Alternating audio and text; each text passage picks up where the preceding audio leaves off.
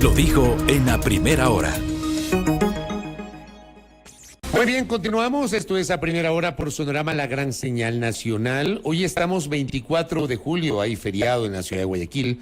Mañana será 25 de julio, será un nuevo aniversario de la fundación de la Perla del Pacífico, así que el feriado, de acuerdo a la ley de feriados, se trasladó para el día de hoy el descanso.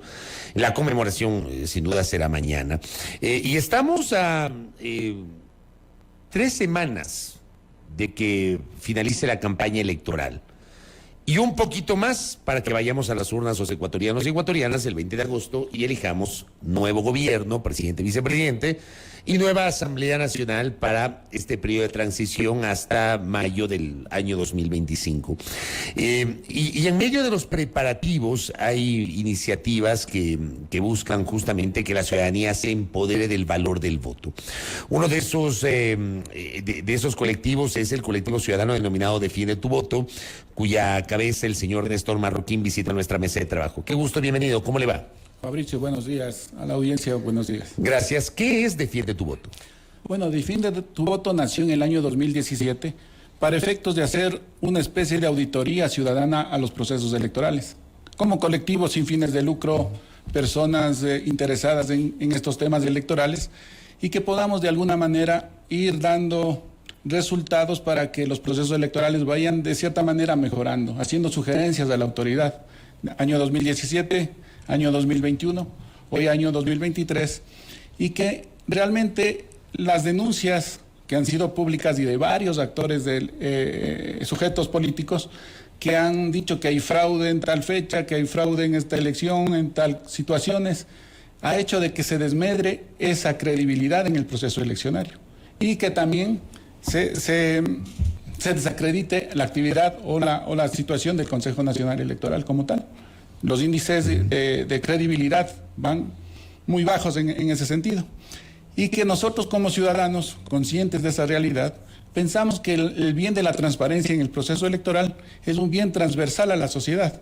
Es decir, que si la ciudadanía se empodera del proceso, es físicamente testigo de cómo se lleva, y en este caso en alianza con las organizaciones políticas, porque lo que vamos a hacer hoy día es a ponerle a disposición de las organizaciones políticas una herramienta tecnológica que le permite administrar y hacer de una manera eficiente la delegación a las juntas electorales, como a las juntas receptoras del voto, para que esté un delegado de cada organización política, en lo posible, si es que fuera lo ideal, que las 8 organizaciones políticas que están ahorita, bueno, las 8 candidaturas que están a la presidencia, de los 8 binomios, pongan sus 8 delegados en cada junta electoral. Claro, es un ejército de gente, pero para efectos de ir apoyando este tema de la transparencia electoral sería lo ideal, porque los votos serían contados a la luz de todos estos testigos y obviamente esos resultados recogidos en las actas de la Junta Receptora del Voto pues gozarían de esta legitimidad de testimonio público. ¿Cuál es el resultado que ustedes obtuvieron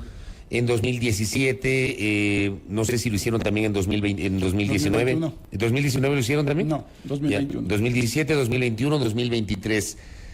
¿Cuál es el resultado? ¿Con qué se encontraron ustedes en esto que ha denominado este ejercicio ciudadano de garantizar la transparencia en el ejercicio del voto? Bueno, para el año 2017 recordará que se hablaba de las tesis de que el sistema informático del CNE no funciona, que había cambio de resultados, que se había metido un hacker. Hubo la tesis del apagón, ¿no? El tema de que en el apagón hubo algún tema de cambio de resultados, ¿no es cierto? Y se genera esa incertidumbre.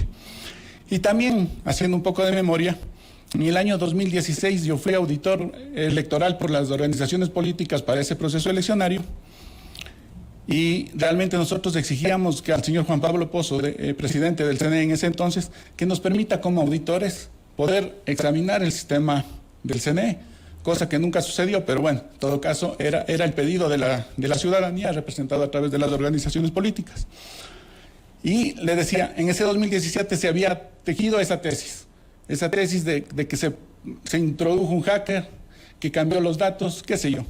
Y lo que hizo la veeduría en este caso, claro, con todas las dificultades que este proceso conlleva para la ciudadanía, porque nosotros no tenemos una acreditación formal, porque somos ciudadanos de a pie, Los que sí tienen una acreditación para ingresar a las juntas son los delegados políticos o delegados de las organizaciones políticas, pero sin embargo, en ese proceso eleccionario nosotros obtuvimos 8.624 actas de manera aleatoria y pudimos verificar que las actas correspondían a las actas que publicaba el CNE en esa elección y que realmente las sumatorias y los resultados presentados no tenían una inconsistencia o daban visos de que haya habido este cambio de votación.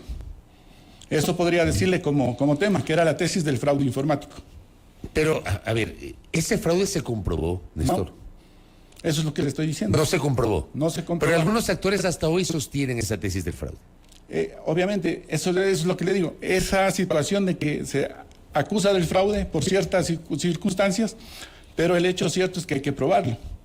Y probarlo es con una evidencia que sea irrefutable y que pueda llevar a la certeza de un juez, por ejemplo, porque al hablar de fraude electoral estamos hablando de un delito penal estipulado en el COIP, y que si no se prueba ese tema queda simplemente como una denuncia infundada, digamos. ¿Qué pasó en cambio en 2021, donde también se volvió a hablar de la tesis de fraude? Ahí tuvimos a Yacu Pérez señalando que hubo fraude a favor de Guillermo Lasso para que Guillermo Lasso pase a la segunda vuelta electoral. ¿Qué pasó ahí? A ver, ahí por ejemplo se habla del fraude, ¿no es cierto? Y vuelvo a la premisa. Si no tengo los elementos de juicio, en este caso las actas de la Junta Receptora del Voto, ¿qué es lo que le pasó a la candidatura de Yacu?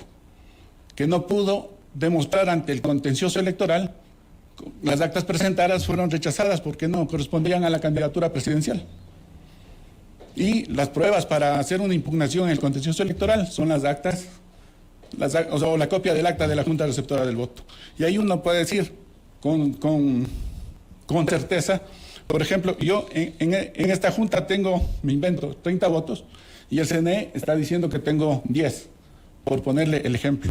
Entonces ahí sí, se prueba y ok, se ordena la corrección del caso y se hace se hace el recuento, digamos, que es por ley para que se vea bien el acta en esa junta. Pero si no tengo los elementos, y que justamente la invitación, justamente hoy, para que todas las organizaciones políticas que estemos o que estén en pro de la transparencia electoral, pues podamos hacer por decirle de alguna manera, una minga, para que se pueda tener un delegado al menos en cada junta receptora del voto, independientemente de la organización política que en este caso le designe. La plataforma que estamos poniendo a las organizaciones políticas a disposición el día de hoy justamente le ayuda a administrar este tema de la delegación a las juntas receptoras del voto. ¿Y qué pasó en 2023, el 5 de febrero? Que allí también hubo algunos sectores que hablaban del fraude. Tuvimos una autoridad del Consejo Nacional Electoral que había denunciado un supuesto centro paralelo que finalmente la Fiscalía descartó que se haya generado algún tipo de delito sobre eso. Tuvimos incluso algunos actores políticos que denunciaban que los resultados en algunas provincias habían sido alterados, etcétera, etcétera, etcétera. ¿Cómo evaluó usted el proceso de febrero pasado? A ver, ahí se da una circunstancia particular. El Código de la Democracia tiene un vacío. Y ese vacío es el que impide que actúe tanto la autoridad electoral como las organizaciones políticas poder sustentar estas tesis de fraude. Me voy a hacer un poquito más explícito en esto. El legislador, siempre pensando en la buena fe de las personas, nunca por el lado de la mala fe, tomó en cuenta para hacer el Código de la Democracia que en un proceso electoral tiene que haber una elección. Esa es la premisa para haber hecho el Código de la Democracia. Pero el 5 de febrero, en un proceso electoral, hubieron 15 elecciones. Y por tal motivo, la elección del Consejo de Participación Ciudadana, por ejemplo, las actas per se, tomándole como elección, no tenían inconsistencias numéricas. La votación de alcaldes, por ejemplo, tal cual, como elección de alcaldes, no tenía inconsistencias numéricas. Pero si cruzábamos la información, es decir, la cantidad de electores que se presentaron, según las actas que están en el sistema del CNE, la cantidad de electores, en el ejemplo que estoy poniendo de participación ciudadana, no correspondía al de alcaldes. Y el caso más ilógico y más, evidente de que algo pasó, es en la consulta popular. Recordemos que nos entregaron una sola papeleta. Con las 8 preguntas. Con las 8 preguntas. Entonces no puede ser que las papeletas se hayan partido. Es decir, no es que nosotros cogimos le pusimos pregunta 1 en una urna, pregunta 2 en otra urna, sino en un todo.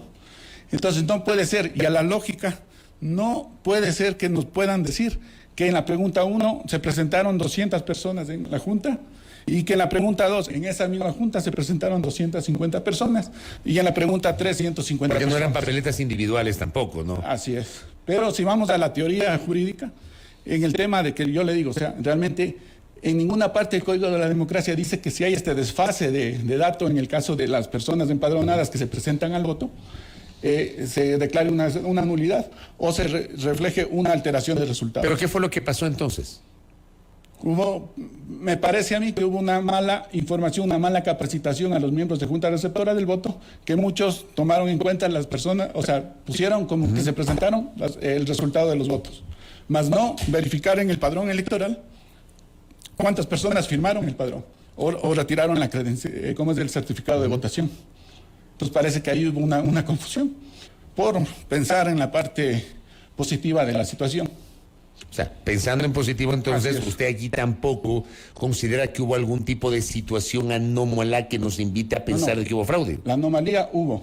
Lo que le estoy diciendo es que no se puede probar ni se puede afirmar. Hubo una anomalía, pero no se puede decir que eso significa un fraude. Claro, porque si usted ve el verbo rector del Código Penal, te dice que para fraude es quien altera los resultados. ¿Pero esa anomalía incidió en el resultado o no desde su punto de vista? A ver, los resultados por consistencia de datos no tienen ningún tipo de inconsistencia. Por elección me refiero, es lo que estoy diciendo. Elección de Consejo de Participación Ciudadana. Esa elección cuadran los resultados que están presentados y sustentados con las actas de Junta Receptora del Voto. Y las otras elecciones cuadran porque no puede haber un descuadre, no se pueden proclamar resultados si es que existiera esas inconsistencias por parte de la autoridad. Lo que sí se evidencia es este vacío legal que ante el peso de la prueba o ante el peso de la evidencia no se puede reclamar que se haga una nueva elección o que se declare la nulidad o que este hecho provoque una alteración de resultados. No sé si me hago entender. Sí. O sea, al final, lo que usted nos dice no termina incidiendo en el resultado numérico. Así es. No termina porque los resultados cuadran. Pero de alguna manera esas denuncias generan dudas justamente de los ciudadanos respecto de la transparencia del sufragio. Mire usted que ahora hay algunos actores políticos que insisten, ya anticipan de que va a haber fraude en las elecciones del 20 de agosto. ¿Usted cómo le ve eso? A ver, justamente para eso estamos invitando a las organizaciones políticas para que pongan sus testigos, pongan sus delegados a cada Junta Receptora del Voto y justamente eviten que pase esta situación. O eviten que haya un mal conteo de votos, eviten que haya las irregularidades que no son generalizadas, pero que sí existen en los procesos eleccionarios, pero que de todas maneras tengan su delegado para que puedan ser testigos de los resultados que se producen en cada Junta Receptora del Voto y luego también le hagan el seguimiento en la Junta Provincial Electoral, en la audiencia pública de escrutinio, para que los recuentos también tengan testimonio y evitar lo que denunció el ingeniero Pita en la elección del 5 de febrero. Que funcionarios del CNE, cumpliendo o no su función, pues hagan lo que fue denunciado. Pero a ese reconteo tienen que estar presentes los delegados de las organizaciones políticas. Les da el derecho la ley, les da el derecho la misma organización. Es llevar adelante su propio control electoral, ¿no? Pero si las organizaciones políticas se despreocupan de esto, que es importantísimo, pues claro, el perdedor va a argumentar que hubo fraude y que los resultados no son los que yo esperaba porque yo era el presidente. Y por fraude me bajaron y no son los resultados. El problema es que no creo que todas las organizaciones políticas tienen la capacidad humana y económica para poder tener ese control electoral, que sí lo tienen unas cuantas organizaciones políticas que obviamente están allí presentes con su personal, sus sistemas, etcétera, para tratar de contrastar esa información del oficial del CNE. Justamente para eso hemos desarrollado esta plataforma. Las organizaciones políticas per se tienen la obligación de poner sus delegados, si quieren tener digamos, de cuenta propia un resultado, ¿no es cierto?, de verificar, de validar. Pero si no tienen la capacidad logística, que evidentemente no la tienen, no tienen la capacidad organizativa, que parece que tampoco la tienen, pero sí nosotros como ciudadanos, y es la motivación que estamos haciendo a los colectivos ciudadanos y a la ciudadanía, a inscribirse en el portal defiendetuvoto.org, para que si eventualmente la organización política que a partir de hoy se adhiera a nuestra iniciativa, pues sea quien apadrine a los ciudadanos para que podamos entregar el gafete o la credencial para que puedan entrar a las juntas de receptoras del voto y poder hacer el control. Pero con la voluntad de la ciudadanía, que no Esperamos que sea una actividad patriótica, una actividad altruista y que evite este tema, porque a veces en las elecciones se piensa que es hacer un negocio, ¿no es cierto? Que hay que pagar para que vaya alguien a ser testigo en este caso, de lo que pasa en la Junta Receptora del Voto. Esta iniciativa que ustedes están impulsando, Defiende tu voto, señor Marroquín, ¿está avalada por el Consejo Nacional Electoral?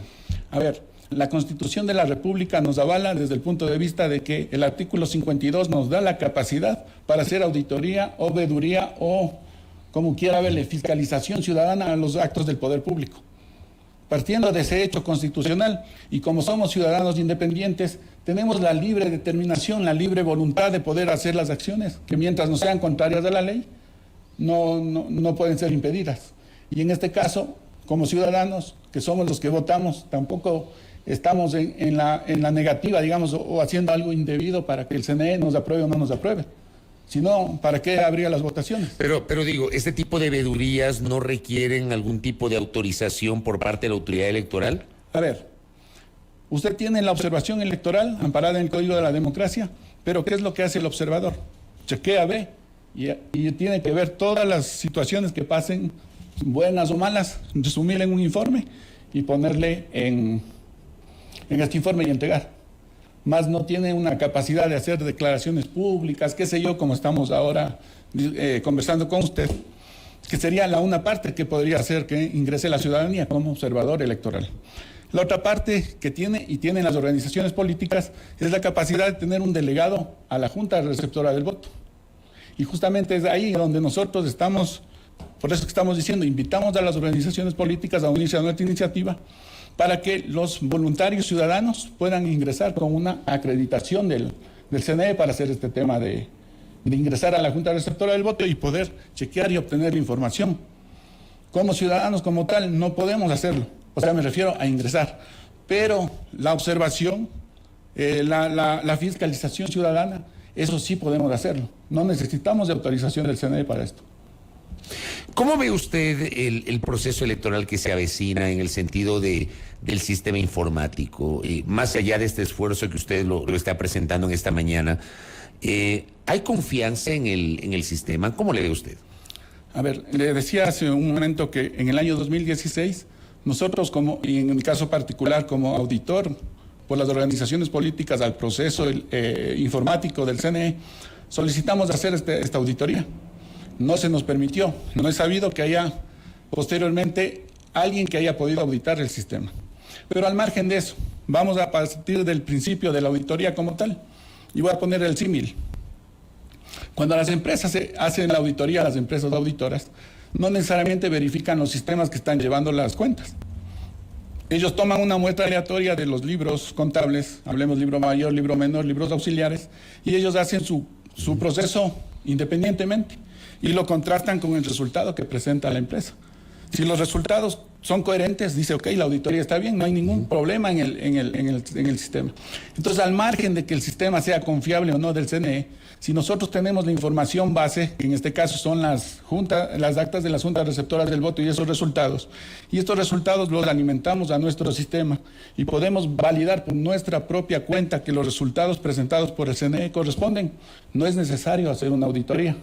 No sé si es que me hago entender. Entonces ahí se puede dar esa confianza necesaria para decir, sí, lo que publica el CNE, por nuestra cuenta independiente hemos podido validar de que sí, efectivamente, y estamos amparados con estos elementos de prueba que son las mismas actas de las juntas. Y claro, en el proceso de cruce de información, vamos a tener acceso a las mismas actas que publica ya el CNE como tal y que de ninguna manera podrían ser diferentes. Es decir, la fotografía que toma el delegado de la Junta Receptora del Voto con esos resultados no podrían ser diferentes. A los que sube en primera instancia el CNE. Se supone que esa fotografía debe responder a la realidad. Así es. Y ahí no hay chance de alteración ni nada por el estilo, ni interpretación ni subjetividad alguna. Así es. Es que tiene los elementos base, o sea, los elementos fuente. Ahora, si esa acta es fruto de una manipulación de la votación, que de pronto el voto blanco, por ahí le rayaron el voto para favorecerle a alguien, por ahí anularon el voto, qué sé yo, que ya son cosas diferentes a lo que puede ser el sistema informático. O son circunstancias que podrían darse, pero que el sistema informático no lo va a reflejar. El sistema se alimenta del resultado que se recoge en el acta de la Junta Receptora del voto y hace una sumatoria. Y para eso no hay que tener mucho conocimiento, porque finalmente los resultados que usted puede tener los puede bajar a una hoja de Excel y poner una simple función suma y sumar los resultados presentados y contrastar con los resultados que presenta el CNE. Y no puede ser que sean diferentes. ¿Ustedes están de acuerdo con el hecho de que el CNE haya declinado la posibilidad de hacer conteo rápido para esta elección? A ver, el tema de las encuestas, ¿no es cierto? El tema son procesos estadísticos, son procesos que tienen su valía técnica, matemática, tienen su sustento, pero para efectos de una cuestión material o fáctica no pueden ser tomados como elementos ciertos. ¿A qué me refiero con esto? La estadística puede decir que la media es 5%, pero ya en la práctica, para que salga esa media, va a haber un dato que diga 0.2, va a haber un dato que diga 0.8, va a haber un dato que diga 0.6 en la parte práctica, ¿no es cierto? Entonces, para efectos de poder decir que la estadística no corresponde con el resultado publicado o publicitado, pero con esto colegir no, como no corresponde, inmediatamente hubo fraude, ¿cómo lo puede sustentar? No tiene los elementos fuente. No tiene las actas para poder decir, sí, aquí está demostrado que esta situación está pasando. Entonces me parece una situación acertada del CNE, que en función de los resultados de las últimas elecciones, vemos que ninguna de las encuestadoras o encuestas raras han acertado con el resultado antes de las elecciones, ¿no? Después puede decir cualquier encuestador para salvar su buen nombre, que sí, yo sí publiqué y sí me corresponde, pero tengo este margen de error. Pero para efectos de justamente evitar que haya esta susceptibilidad hacia la ciudadanía, sí me parece acertado que no haya este tipo de conteo rápido para efectos de hacer una contrastación del resultado final. O sea, en esta elección particular. O sea, recordemos el tiempo de campaña. Claro, es muy corto. El tiempo, y los resultados no se pueden de ninguna manera anticipar. Claro, es la elección cuyos preparativos y cuyo calendario regresivo es el más corto que la historia recuerde, justamente por estas particularidades. Señor Marroquín, gracias por el tiempo y por la gentileza. Muy amable, Fabricio. Gracias. Un gusto. El señor Néstor Marroquín, que ha estado con nosotros, del colectivo Defiende tu Voto, nos ha presentado justamente detalles sobre esta iniciativa que el día de hoy será presentada y que él dice la pone a consideración de la ciudadanía y de las organizaciones políticas para hacer una veeduría de la transparencia del proceso electoral del próximo 20 de agosto. 8:53 en la primera hora. Primera plana. Todas las noticias, todas las voces.